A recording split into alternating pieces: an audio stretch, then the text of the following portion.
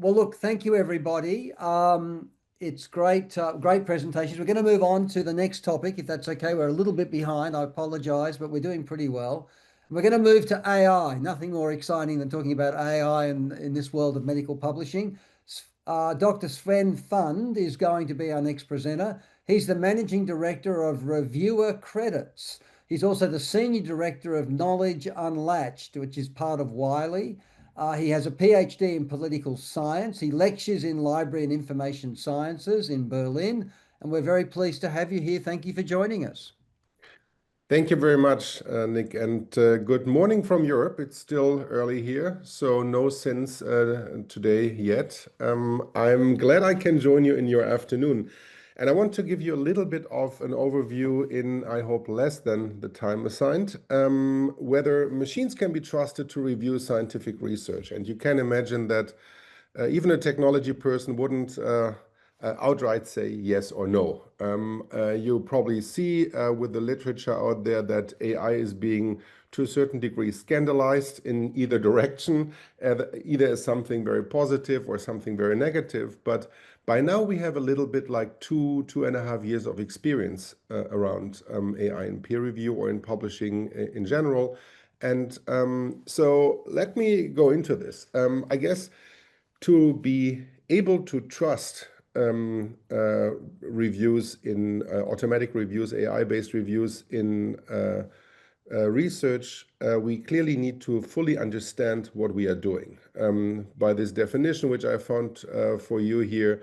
And I think that's where the problem starts. There are fields where machines are already delivering much better results in peer review than human beings without investing hundreds of hours can potentially do. So reference checks, for example, is something that machines can do very well.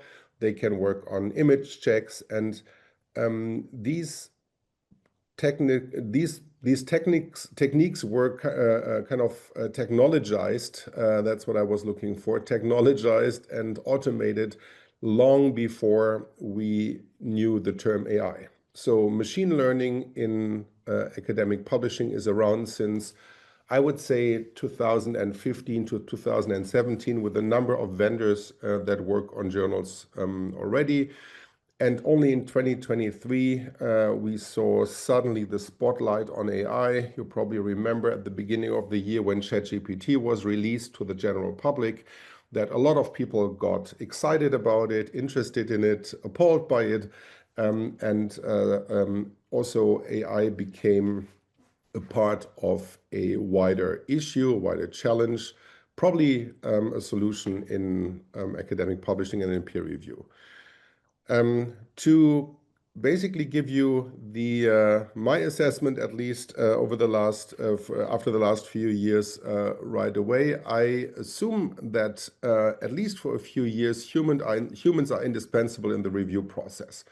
And the more this is basically at the forefront of research and not kind of repetitive research, the more important it will be. Because as you know, large language models, AI, build predictions based on historical corpus of literature and data. So basically prolonging that into the future is something that AI can do very well. Disruptive changes are very difficult to foresee and lead to all sorts of issues around AI in general. So I want to take this a little bit broader, because I think peer review, AI in peer review, is not the only challenge that we have right now. If you don't know David Warlock, you probably do. He's a great strategist, a good friend in academic publishing. He has a blog. And basically, as I just said already, in 2023, we all looked at this space and suddenly realized there's a completely new technology with a lot of promises and some risk that people saw. You probably recall that a lot of people mused about the mistakes, the hallucinations that AI creates. Obviously, that is very early days in that technology. But I think you probably have also seen over the last months, particularly, trends in AI reviewing, and it's pretty impressive to see what the technology can do into both directions. You have already described, and I'm not going there again, the risks to peer review that are out there right now, which are probably further enhanced by technology, which is the increasing submission volume. Nick just mentioned it.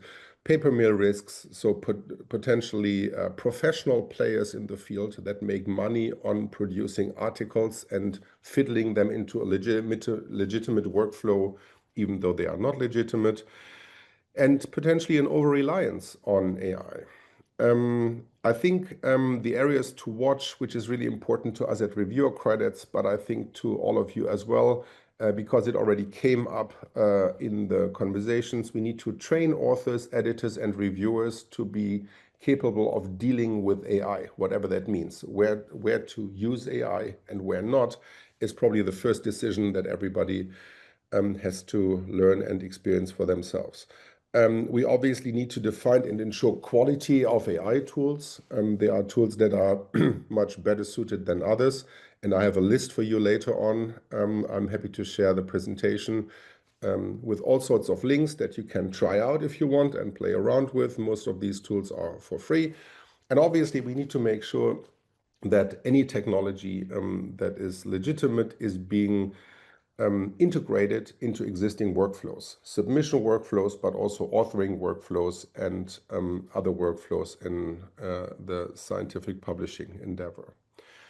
Here's an overview from colleagues at Wiley, where you can see how much AI-powered tools there are already in a publishing workflow. And you see this is far beyond peer review. Basically, the whole workflow is, from a publisher's perspective, scattered with tools, applications, products in some cases that are being used legitimately, legally, and in a number of cases also invisibly for the publisher, the reviewer, the editor in the publishing workflow. We have asked at Reviewer Credits how our constituency sees this issue. As I said, I guess it's important that the driver needs to understand what they do with the pedals in the car, and it's not so much about the quality of the car, whether you cause an accident or not in the end.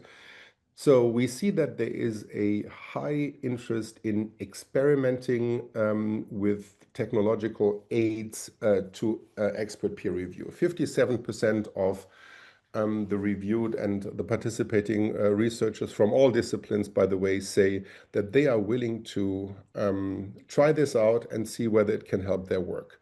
29%, a third, are completely against it and are not willing to engage in any kind of machine-human interaction on peer review.